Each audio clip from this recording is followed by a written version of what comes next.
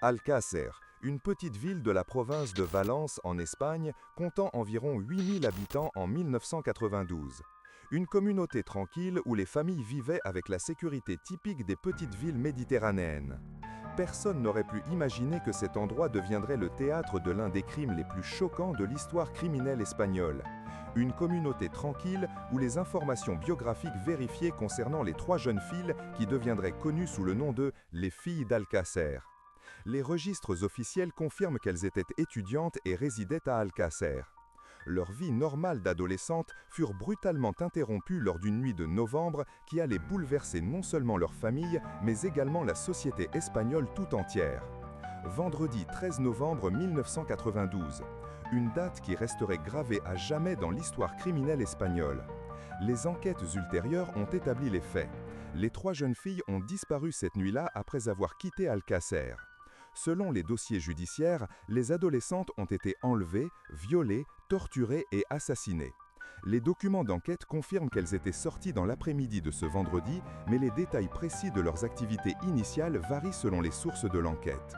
Ce qui est certain, d'après les actes judiciaires, c'est que les trois jeunes filles ont disparu simultanément dans la nuit du 13 novembre. Les familles ont constaté leur absence lorsqu'elles ne sont pas rentrées à la maison à l'heure habituelle.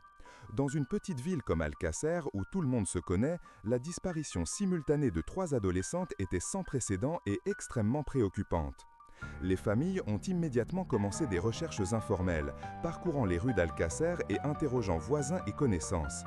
La communauté locale s'est mobilisée rapidement, démontrant l'unité caractéristique des petites villes espagnoles face à une crise. Pendant la nuit et les premiers jours, l'espoir de retrouver les jeunes filles vivantes maintenait les familles en veille constante. Mais au fil des heures, l'inquiétude se transforma en désespoir et la possibilité qu'un événement grave ait lieu devenait de plus en plus réelle. La Guardia Civile a été officiellement informée de la disparition et a lancé les protocoles établis pour les cas de disparition de mineurs. Les enquêteurs ont commencé par interroger les familles, amis et toute personne pouvant avoir des informations sur le lieu où se trouvaient les trois jeunes filles. Les premières investigations se sont concentrées sur l'établissement d'une chronologie des derniers mouvements connus des victimes. Il était crucial de déterminer où, quand et avec qui les jeunes filles avaient été avant de disparaître, des informations essentielles pour toute enquête sur une disparition. Au cours des mois suivant la disparition, les autorités ont suivi plusieurs pistes d'investigation. Différentes théories ont été envisagées: fuite volontaire, enlèvement, accident ou crime violent. Chaque hypothèse nécessitait une approche spécifique et mobilisait des ressources distinctes. Des centaines de personnes ont participé aux recherches dans les champs et les zones rurales proches d'Alcácer. La région valencienne a été systématiquement explorée par des bénévoles, autorités et familles qui ne perdaient pas espoir de retrouver les jeunes filles vivantes. La réponse de la communauté fut extraordinaire. Des affiches avec les photographies des jeunes filles apparues dans toute la région. Commerçants, enseignants, voisins, tous s'unirent dans l'effort de recherche. C'était une démonstration de la cohésion sociale caractéristique de l'Espagne des années 80, où les liens communautaires restaient très forts. Cette mobilisation populaire serait ensuite documentée comme un exemple de solidarité sociale, mais elle révélerait également la fragilité de la sécurité que les communautés pensaient posséder. L'affaire Alcácer marquerait la fin d'une ère d'innocence pour nombreuses familles espagnoles. Pendant 75 jours, les familles et la communauté vécurent dans l'incertitude. Chaque son de téléphone pouvait apporter des nouvelles, chaque coup à la porte pouvait être la réponse tant attendue. Mais les jours passaient et le silence devenait de plus en plus assourdissant. Les familles maintenaient l'espoir grâce à la foi et au soutien mutuel.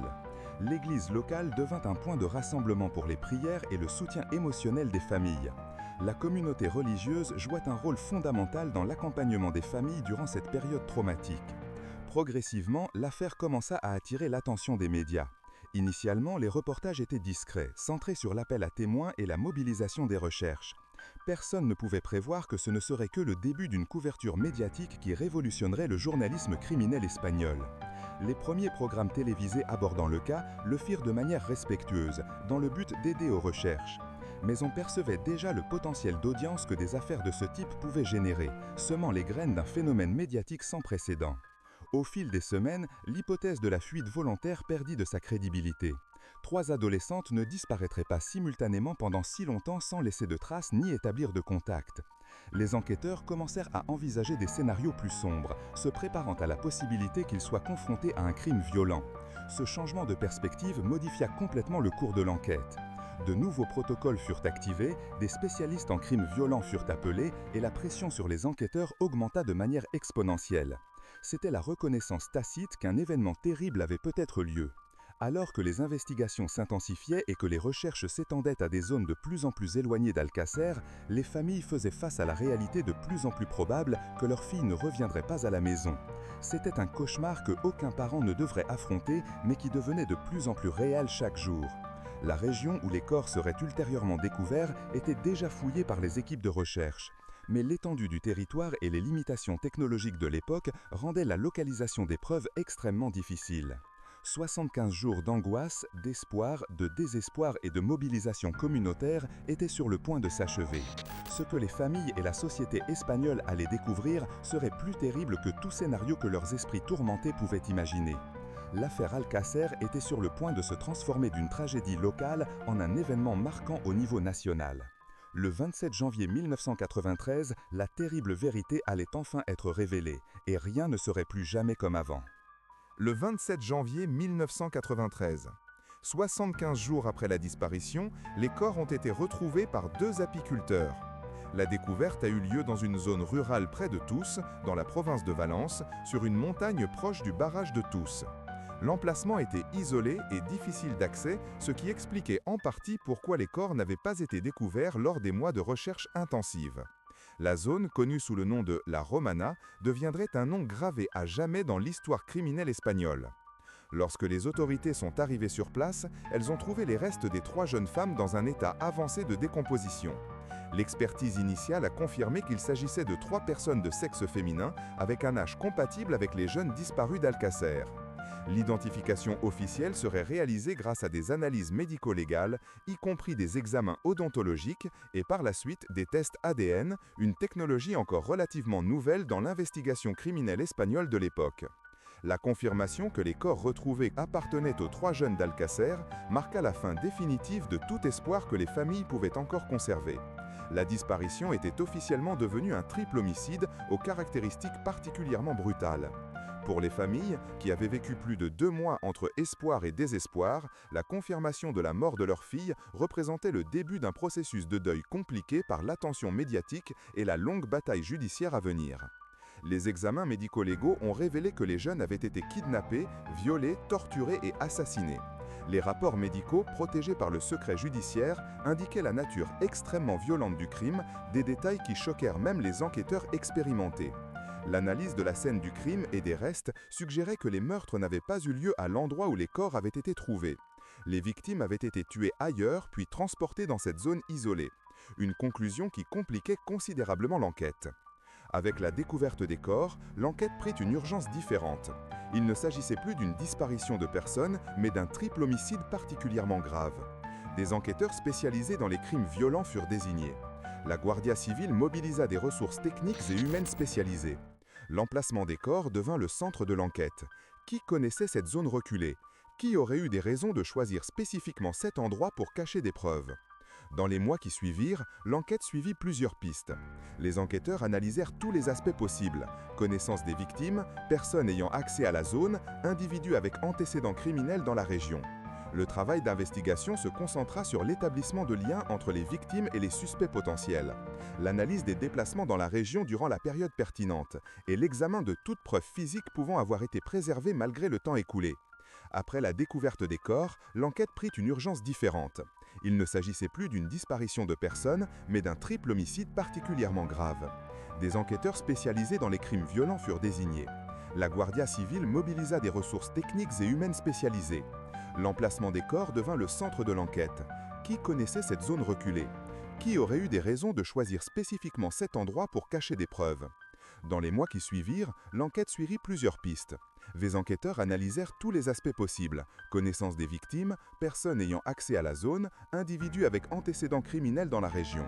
Le travail d'investigation se concentra sur l'établissement de liens entre les victimes et les suspects potentiels, l'analyse des déplacements dans la région durant la période pertinente et l'examen de toute preuve physique pouvant avoir été préservée malgré le temps écoulé. Après des mois d'enquête intensive, les autorités identifièrent les principaux suspects. Miguel Ricard Targa, né à Catarroja, communauté valencienne, le 12 septembre 1969, fut identifié comme l'un des impliqués. Antonio Angles Martins, né à Sao Paulo le 25 juillet 1966, fut également identifié comme suspect principal. Selon les registres, il vécut seulement 1 an au Brésil avant d'émigrer en Espagne, s'installant à Catarroja. Selon sa famille et ses connaissances, Antonio Angles était un délinquant habituel au caractère violent qui agressait sa mère et ses frères. Il avait des antécédents pour vol, agression et trafic de drogue. Miguel Ricard avait également des antécédents criminels pour délits mineurs. Les deux se connaissaient du milieu marginal de Catarroja et connaissaient bien la région où les corps furent retrouvés. En septembre 1993, la Guardia Civile effectua les premières arrestations liées à l'affaire. Miguel Ricard fut arrêté, mais lorsqu'ils allaient arrêter Antonio Angles, ils découvrirent qu'il avait disparu. Sa fuite devint l'un des aspects les plus intrigants et frustrants de l'affaire. Prévenu par un complice ou par simple intuition, il échappa aux autorités quelques heures avant l'opération planifiée. À ce jour, il demeure introuvable selon les documents officiels. La recherche d'Antonio Angles mobilisa des ressources policières en Espagne et dans plusieurs pays européens. Il devint l'homme le plus recherché d'Espagne. Et sa fuite suscita des théories et spéculations encore aujourd'hui. Miguel Ricard fut soumis à des interrogatoires intensifs. Initialement, il nia toute implication, mais sous la pression des preuves, sa version changea progressivement. Il finit par admettre connaître des détails du crime, mais tenta de minimiser sa participation, affirmant avoir été contraint par Antonio Angles. Les enquêteurs travaillèrent pour construire un dossier solide à partir des preuves, des témoignages recueillis et des informations fournies par Miguel Ricard. La construction du dossier judiciaire fut complexe, impliquant analyse médico-légale, reconstitution des événements et coordination de multiples éléments pour établir la responsabilité des accusés. Tout au long du processus, l'affaire attira une intense attention médiatique, transformant l'enquête en spectacle public sans précédent en Espagne. Avec Miguel Ricard en détention et Antonio Angles en fuite, les autorités préparaient le procès. Le jugement porta uniquement sur Miguel Ricard. L'absence d'Antonio Angles signifiait que seule une partie de la supposée due au criminel faisait face à la justice, provoquant frustration chez les familles et dans la société. L'affaire suscita un vif intérêt médiatique et des controverses, non seulement par la nature du crime, mais aussi par des accusations d'irrégularité dans l'enquête et théories alternatives. Les complexités juridiques incluaient l'admissibilité de certaines preuves, la fiabilité des témoignages et les procédures suivies lors de l'enquête initiale. Pendant tout le procès, les familles durent gérer le deuil, la pression médiatique et les complexités du système judiciaire. Le processus dura plusieurs années, prolongeant la souffrance et compliquant la fermeture émotionnelle. Chaque évolution fut largement médiatisée. Le ministère public construisit une accusation solide contre Miguel Ricard à partir des preuves et témoignages. Le défi était de prouver la culpabilité sans le coaccusé, Antonio Angles. Le procès se peint entre mai et juillet 1997 à l'Audiencia provinciale de Valencia. L'enquête était terminée, mais restaient des questions fondamentales. La justice serait-elle rendue? Les familles trouveraient-elles une forme de clôture? Antonio Angles serait-il capturé un jour? Le procès se déroula entre mai et juillet 1997 à l'audience provinciale de Valence. Miguel Ricard fut jugé comme le seul accusé du crime d'Alcácer, c'est-à-dire l'enlèvement, le viol et le meurtre de Myriam Garcia, Tony Gomez et Désiré Hernandez. Ce procès deviendrait un jalon dans l'histoire judiciaire espagnole, non seulement en raison de la gravité des crimes jugés, mais aussi en raison de l'intense couverture médiatique et des controverses qu'il suscita, tant à l'intérieur qu'à l'extérieur du tribunal. La grande absence au procès fut celle d'Antonio Angles, qui restait fugitif. Cette situation créait une dynamique juridique complexe. Comment juger correctement un crime qui impliquait apparemment deux auteurs lorsque seul l'un d'eux était présent au tribunal? Antonio Angles demeure introuvable à ce jour, devenant une figure presque mythique dans la conscience collective espagnole. Son absence fut constamment rappelée par la défense de Miguel Ricard. La défense de Miguel Ricard fonda sa stratégie sur l'allégation de contrainte exercée par Antonio Angles.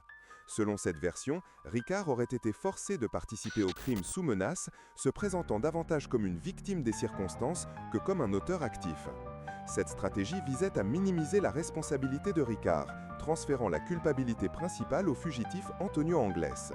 La défense soutenait que sans la présence d'Angles, il était impossible d'établir complètement la dynamique des événements.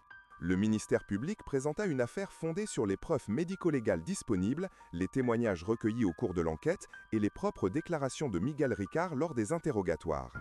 Les preuves incluaient les analyses médico-légales des restes des victimes, les preuves physiques recueillies sur les lieux du crime et la reconstitution des déplacements des accusés durant la période pertinente. Chaque élément de preuve fut présenté et examiné avec soin. Au cours du procès, Miguel Ricard maintint sa version selon laquelle il avait été contraint par Antonio Anglès. Il affirma que, bien qu'il ait été présent lors des faits, il n'avait pas participé directement au meurtre, tentant de distinguer présence physique et participation active. Son témoignage fut crucial, étant la seule source directe d'information sur cette nuit terrible. Cependant, la crédibilité de ses déclarations fut constamment remise en question par l'accusation. Le procès suscita un grand intérêt médiatique et des controverses. La couverture fut intense et à bien des égards sans précédent dans l'histoire du journalisme espagnol. Chaque journée du procès était largement analysée et commentée dans les médias. Cette intense médiatisation souleva des inquiétudes quant à son influence possible sur le processus judiciaire. Certains observateurs juridiques se demandèrent si la pression publique et médiatique pouvait affecter l'administration de la justice. Durant le procès, surgirent des théories alternatives sur l'affaire. Différents groupes et individus promurent des versions alternatives des événements, remettant en question certains aspects de l'enquête officielle et suggérant d'autres responsabilités. Ces théories gagnèrent du terrain dans certains secteurs des médias et de l'opinion publique, créant une narration parallèle compliquant la perception publique du cas. Certaines de ces théories mettaient en doute la solidité des preuves présentées contre Ricard. Le 5 juillet 1997, Miguel Ricard fut condamné à 170 ans de prison pour les meurtres de Myriam, Tony et Désiré. L'audience de Valence le reconnut coupable du crime d'Alcácer, au cours duquel les 3 adolescentes furent torturées, violées et assassinées. Le jugement établit que Ricard avait participé directement au crime, rejetant son allégation de contrainte. Le tribunal considéra sa responsabilité pénale dans les enlèvements, viols et meurtres comme prouvée. Pour les familles des victimes, la condamnation représentait une victoire partielle de la justice.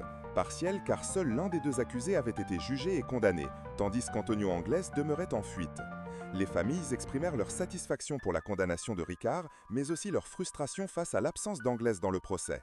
Le sentiment d'une justice incomplète perdura pendant des années. Le procès suscita des controverses juridiques significatives. Certains analystes juridiques remirent en question certains aspects du processus, y compris l'admissibilité de certaines preuves et les procédures suivies durant l'enquête initiale. Ces controverses incluaient des débats sur la suffisance des preuves pour soutenir une condamnation de 170 ans, surtout en l'absence du co-accusé principal. L'affaire devint une étude sur les défis de la justice pénale dans des affaires à forte visibilité publique. Le cas Alcácer établit des précédents importants dans la jurisprudence espagnole concernant les crimes violents, les procédures d'enquête et la gestion des affaires à forte couverture médiatique. Les tribunaux supérieurs utilisèrent ce cas comme référence pour établir des directives sur la manière d'équilibrer liberté de presse et droit à un procès équitable, question toujours pertinente aujourd'hui. Miguel Ricard entama l'exécution de sa peine. Durant son incarcération, il maintint sa version des faits et continua à alléger la contrainte exercée par Anglès. Le système pénitentiaire espagnol proposa des programmes de réhabilitation, mais le cas de Ricard présentait des défis particuliers en raison de la nature des crimes et de l'attention publique continue. Comme dans les affaires de lourdes condamnations, la défense introduisit recours et appels, remettant en question différents aspects du jugement. Ces procédures s'étendirent sur plusieurs années, incluant débats sur procédure, interprétation des preuves et adéquation de la peine. Chaque niveau d'appel fut minutieusement examiné par les instances supérieures. Même avec Ricard condamné et incarcéré, la recherche d'Antonio Anglès continua. Les autorités espagnoles menèrent des enquêtes actives, suivant des pistes en Europe et en Amérique latine. L'Interpol émit un mandat international de recherche et différentes opérations furent réalisées suite à des possibles signalements d'Anglès. Après sa libération, Ricard donna des interviews maintenant sa version et allégeant une conspiration, ravivant l'intérêt public pour l'affaire. En décembre 2022, les Mossos d'Esquadra arrêtèrent Ricard dans un narcopiso de Barcelone, indiquant qu'il continuait à avoir des problèmes avec la justice après sa libération. Cette arrestation montra que sa réinsertion sociale n'avait pas été pleinement réussie et qu'il continuait à être impliqué dans des activités criminelles bien différentes des crimes initiaux. La condamnation de Miguel Ricard, bien qu'elle représentait une victoire judiciaire importante, laissait des questions ouvertes sur la justice complète dans l'affaire Alcácer.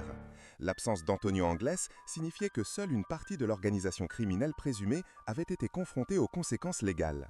Pour les familles et la société espagnole, le sentiment d'injustice partielle perdura. L'affaire restait techniquement ouverte tant qu'Anglès demeurait fugitif. Le jugement et la condamnation établissent d'importants précédents en matière de justice pénale espagnole, influençant les procédures d'enquête, le traitement des preuves médico-légales et la gestion des affaires médiatisées. Des leçons furent tirées sur le maintien de l'intégrité du processus judiciaire sous pression publique et médiatique, leçons encore pertinentes aujourd'hui. L'impact de l'affaire Alcacer dépassa largement le cadre judiciaire, résonnant dans la société, les médias et la culture espagnole, influençant les générations futures de journalistes, juristes et citoyens. L'affaire Alcacer n'a pas seulement été un jalon dans l'histoire criminelle espagnole, elle a également révolutionné la manière dont les médias couvraient les crimes violents. L'événement médiatique a impliqué le peuple espagnol dans les années 90, établissant des précédents qui influenceraient le journalisme européen pendant des décennies. L'émission Quién sabe dónde, animée par Paco Lobaton, a consacré des épisodes spéciaux à l'affaire, atteignant des audiences records dans l'histoire de la télévision espagnole. C'était la naissance d'un nouveau genre télévisuel qui transformerait à jamais la relation entre crime, médias et société. L'affaire a généré un véritable cirque médiatique dans le pays, comme l'ont documenté les analystes des médias. La télévision espagnole a découvert que les crimes réels pouvaient attirer des audiences massives, révolutionnant la programmation et établissant de nouveaux standards de divertissement. Cette révolution ne se limita pas à l'Espagne. Le modèle de couverture développé pendant l'affaire Alcacer fut étudié et reproduit dans d'autres pays européens, influençant le développement de ce que nous appelons aujourd'hui le true crime à la télévision et dans d'autres médias. Les émissions consacrées à l'affaire Alcacer ont enregistré certaines des plus grandes audiences de l'histoire de la télévision espagnole à l'époque. Des millions de spectateurs suivaient religieusement chaque développement, chaque théorie et chaque nouvelle information sur l'enquête. Ce phénomène a démontré l'appétit du public pour les récits criminels réels, tout en soulevant des questions éthiques sur la commercialisation de la souffrance humaine et la transformation de la tragédie en divertissement. Les familles de Myriam, Tony et Désiré se sont retrouvées au centre d'un ouragan médiatique qui dépassait souvent les limites du respect et de la dignité. La douleur privée est devenue un spectacle public, avec des conséquences durables pour les proches. Des années plus tard, certains membres des familles critiqueraient durement l'exploitation médiatique de leur souffrance, faisant de cette affaire un exemple paradigmatique des excès du journalisme sensationnaliste et de ses impacts humains. La couverture médiatique de l'affaire Alcacer influença directement les changements dans la régulation des médias espagnols. Des directives plus strictes furent établies pour la couverture des affaires criminelles, notamment celles impliquant des mineurs. Ces réformes comprenaient des restrictions sur l'identification des victimes, la limitation des détails graphiques sur les crimes violents et des obligations éthiques concernant le traitement des familles en deuil. L'affaire provoqua une transformation radicale dans la perception de la sécurité des familles espagnoles. L'idée que les petites villes étaient forcément sûres fut brutalement remise en question, modifiant les comportements sociaux et familiaux dans tout le pays. Des études sociologiques ultérieures documentèrent des changements significatifs dans les pratiques de surveillance parentale, surtout concernant les adolescentes. Les inscriptions aux cours d'autodéfense augmentèrent fortement et les systèmes de communication familiale furent améliorés. L'affaire Alcacer catalysa les débats nationaux sur la violence de genre et la sécurité des femmes, des thèmes encore émergents dans l'Espagne des années 80. Les caractéristiques du crime forcèrent la société à confronter des réalités concernant la violence sexuelle auparavant taboues. Les organisations féministes utilisèrent l'affaire pour souligner la nécessité d'une meilleure protection des jeunes femmes et des changements dans les attitudes sociales. L'affaire devint un symbole de la lutte pour les droits des femmes en Espagne. Elle influença également les protocoles policiers pour l'investigation des disparitions et crimes violents. De nouvelles procédures furent mises en place pour les disparitions de mineurs, incluant une réponse plus rapide et l'utilisation de technologies avancées. La modernisation des laboratoires forensiques s'accéléra, avec plus d'investissements dans l'ADN et autres techniques, montrant l'importance des preuves scientifiques dans la résolution de crimes complexes. L'utilisation de l'ADN dans l'affaire Alcacer, encore naissante dans l'Espagne des années 80, fut un tournant dans la modernisation de l'enquête criminelle. L'affaire favorisa l'adoption de technologies forensiques avancées à travers le pays, incluant équipements, formation du personnel et protocoles standardisés pour la collecte et l'analyse des preuves, devenant la norme en Espagne. L'affaire généra de multiples théories alternatives et conspirationnistes largement diffusées dans les médias et l'opinion publique. Bien que souvent sans fondement factuel solide, elles influencèrent fortement la perception publique et démontraient le pouvoir des narrations alternatives à l'ère de la communication de masse. Alcacer transcendait les frontières nationales, suscitant intérêt et analyse dans d'autres pays européens. Des documentaires et études furent produits à l'international, faisant de l'affaire un cas d'étude mondial. Cette projection internationale contribua à établir des standards sur le traitement médiatique et institutionnel des affaires criminelles à forte visibilité, influençant les pratiques dans plusieurs pays. L'affaire devint un sujet obligatoire dans les facultés de droit, journalisme et criminologie en Espagne. Les complexités juridiques, éthiques et sociales offraient de leçons précieuses pour les générations futures. Des cours spécifiques analysaient les aspects légaux, médiatiques et sociaux, préparant les professionnels à gérer de telles situations de manière plus éthique et appropriée. Elle inspira de multiples œuvres culturelles, livres, documentaires et analyses académiques, contribuant à maintenir l'affaire dans la mémoire collective et à transmettre ses leçons aux nouvelles générations. La représentation culturelle varia de l'analyse sérieuse au sensationnalisme, reflétant les tensions entre information, divertissement et respect des victimes. Alcácer catalysa la modernisation de certains aspects du système judiciaire espagnol, avec une plus grande utilisation de la technologie, de meilleurs protocoles pour les affaires médiatisées et des protections accrues pour victimes et familles. Ces changements allaient des aspects techniques aux réformes procédurales, cherchant à équilibrer transparence judiciaire et dignité des personnes impliquées. 3 décennies plus tard, Antonio Anglès reste introuvable, selon les registres officiels. La recherche continue d'utiliser les technologies les plus avancées, coopération internationale et analyse de données numériques comprises. Cette recherche symbolise non seulement la justice pénale, mais aussi la persistance du système judiciaire dans les affaires d'importance sociale majeure. L'héritage de l'affaire Alcácer inclut des leçons fondamentales sur les relations médias, justice et société. Elle montra à la fois le pouvoir positif de l'attention médiatique pour mobiliser ressources et attention et ses effets potentiellement destructeurs potentiellement. Ces leçons restent pertinentes à l'ère des réseaux sociaux et de la communication instantanée, où équilibrer information publique, vie privée et dignité humaine est encore plus complexe. L'affaire a généré des changements sociaux qu'elle a catalysés qui sont devenus partie intégrante de la vie quotidienne. Conscience accrue de la sécurité personnelle, protocoles familiaux améliorés et éducation à la prévention. Alcácer contribua à créer une société plus consciente des risques et mieux préparée à protéger ses membres vulnérables, surtout les jeunes. L'affaire Alcácer reste vivante dans la mémoire collective espagnole, non seulement comme tragédie criminelle, mais comme moment de transformation sociale. Les 3 jeunes victimes devinrent des symboles de l'innocence perdue et de la nécessité d'une vigilance sociale continue. Leur mémoire se préserve non par des monuments, mais par les changements durables qu'elles inspiraient dans la société. Aujourd'hui, plus de 30 décennies après, l'affaire demeure pertinente comme étude sur la justice, les médias et la cohésion sociale. À l'ère numérique et de la mondialisation de l'information, ces leçons sur responsabilité médiatique et protection de la dignité humaine sont plus pertinentes que jamais.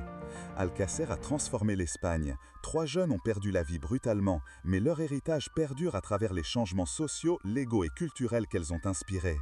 La quête de justice continue, à la fois à travers la recherche d'Antonio Anglès et la protection de futures victimes. Myriam García Iborra, Antonia Gómez Rodríguez et Désiré Hernández Folch sont rappelés non seulement comme victimes, mais comme catalyseurs d'une transformation sociale rendant l'Espagne plus consciente, préparée et déterminée à protéger ses citoyens les plus vulnérables. Leur mémoire perdure et leur justice, bien que partielle, continue d'être recherchée.